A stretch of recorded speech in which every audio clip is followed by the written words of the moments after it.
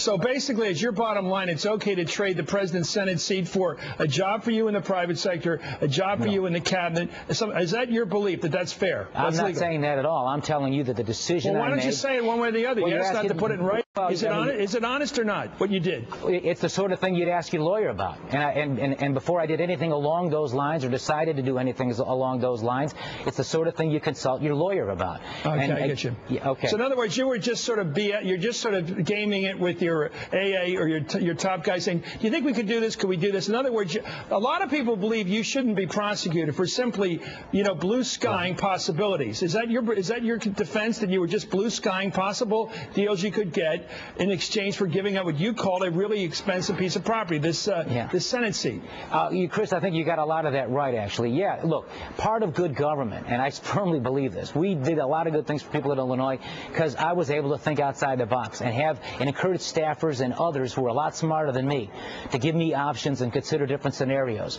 Because you consider them, some of them might be smart, some may be stupid, some you can't do. But you don't even go to the next direction until you check with your lawyers and make sure you do it right. Okay. It sounds like your defense. Let me ask you about the Scooter Libby point. Well, I'm going by your book because I read part. Right. In your book, you talk about Scooter Libby. It was, of course, from Chief of Staff to Vice President Dick Cheney.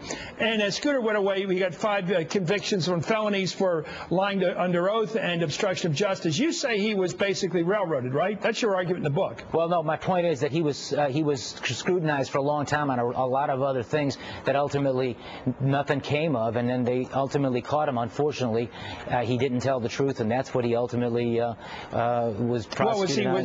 The president thought he had a fair trial, Governor, because the president wouldn't give him a pardon. The president commuted, but he did not give him a pardon because he thought there was justice there. Is that you disagree with the president? No, the president commuted No, the president commuted his sentence. The point I'm making in the book is that there was a pursuit of him in the substance of the things that they were pursuing. He didn't do those things wrong, evidently, and what he was ultimately held culpable for was not telling the truth and preventing the truth from being heard.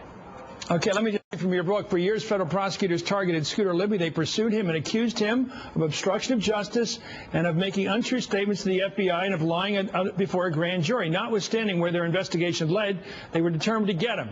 It got to the point where it didn't matter what the truth was. Well, are you sticking with that? Because the truth was he lied under oath. He said he found out about Valerie Wilson from Tim Russell, and he found out about it, obviously, from the vice president, his boss. Why do you say the truth didn't matter when apparently the truth is what brought him down?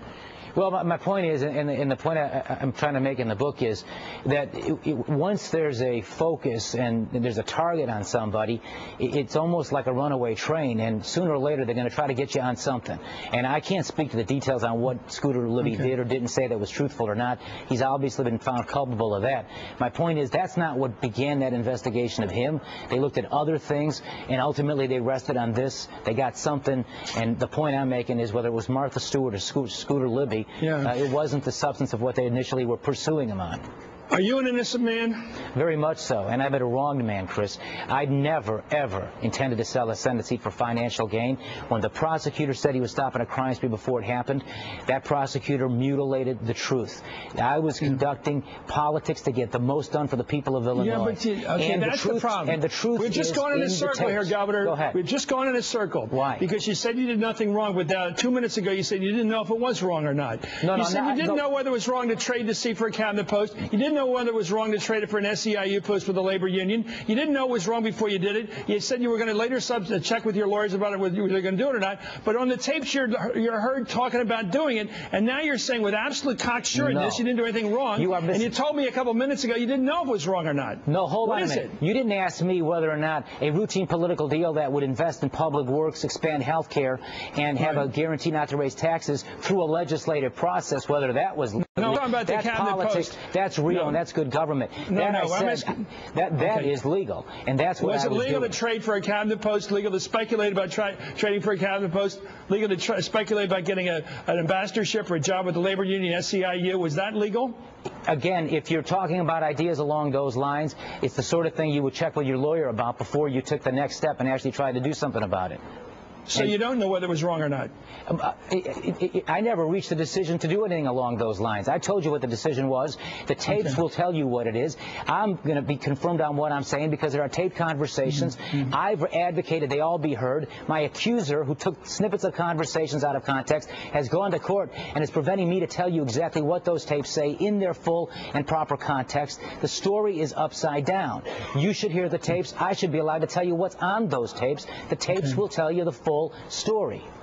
Well, let's see what the jury thinks. Thank you very much, Governor Blagojevich, for coming on Hardball. Good luck with your book. Yeah. Coming up.